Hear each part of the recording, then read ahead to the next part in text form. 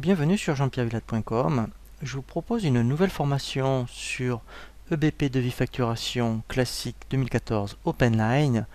L'objectif de cette formation est de vous apprendre à bien créer votre dossier, à créer vos articles, vos clients, à savoir établir des devis que vous allez ensuite transférer en facture. Nous verrons également les règlements clients et nous finirons effectivement par le transfert comptable pour que vous puissiez effectivement récupérer toutes vos écritures de vente, soit dans EBP comptabilité, soit sur un autre logiciel de comptabilité. Le premier tutoriel que je vous propose sur cette formation est la création de votre dossier. Lorsque vous avez installé EBP devis facturation et que vous avez lancé le logiciel, il vous propose cet écran d'accueil.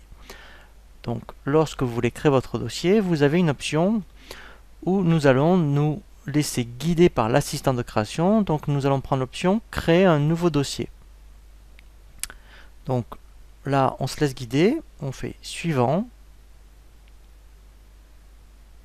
Lorsque vous avez plusieurs logiciels EBP, à la création d'un dossier, EBP détecte toutes les autres applications. Donc, ici, comme exemple, nous avons EBP Compta et les immobilisations. Donc je vous conseille vraiment de lier dès le début en cochant ici les autres logiciels parce qu'en fait c'est beaucoup plus simple lorsque vous le faites à la création, car si vous oubliez de le faire dès le début, il faut synchroniser les données, je dirais un peu plus tard, et on va dire c'est un peu plus compliqué, ça se passe en ce moment un peu moins bien que si vous y pensiez dès le début en liant directement tous les logiciels EBP que vous avez sur votre ordinateur. Donc moi, là je vais faire exprès de le décocher, parce qu'en fait après ça prend un peu plus de temps à la création.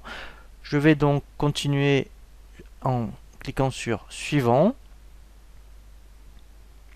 Donc quand on est à monoposte, il faut bien laisser l'option poste client-serveur. Je continue, suivant. Ici, je vais indiquer le nom de mon dossier, le nom de votre dossier. Donc je vais l'appeler formation. Ensuite, voilà. Donc lorsque on a indiqué le nom du dossier, il vous demande des informations administratives sur votre société. Donc là, je vais indiquer la forme juridique, SARL. Donc là, alors c'est facultatif, hein, donc le nom du contact, la qualité du contact. Donc voilà, mais vous pouvez le renseigner. Ici, effectivement, nous allons mettre l'adresse.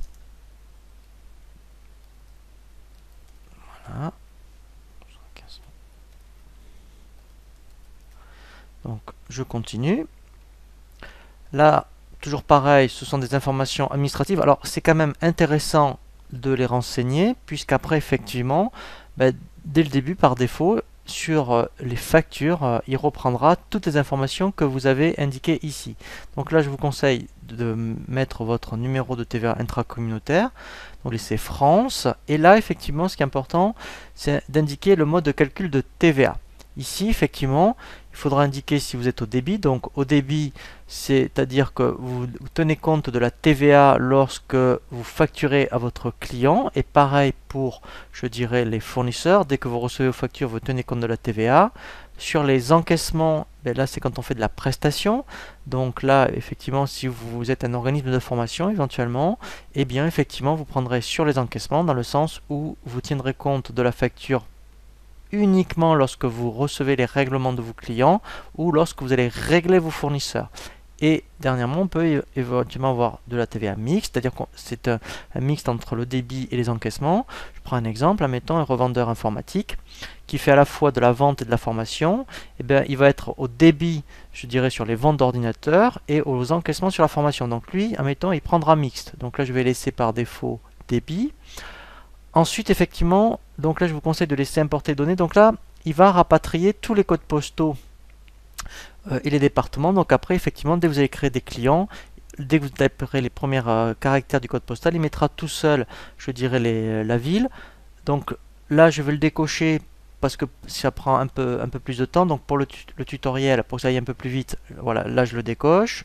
Je fais suivant. Et là, je fais lancer.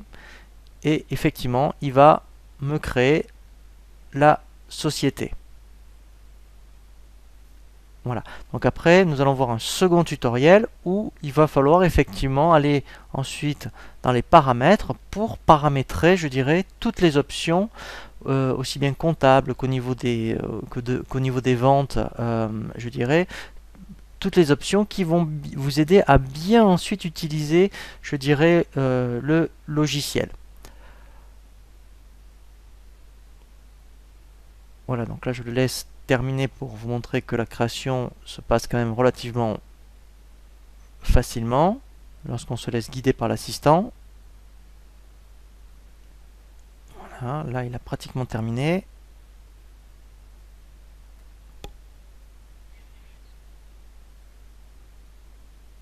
Voilà. Et là, quand il a terminé, effectivement, vous voyez, donc il vous propose de lier avec d'autres applications. Donc là, si vous y avez pensé dès le début, ben, effectivement, vous n'avez pas besoin de le faire. Et là, voilà, donc là, je peux directement, en cliquant sur utiliser mon dossier créé, voilà, quand je fais fermer, et bien effectivement, là, mon dossier est prêt à l'emploi.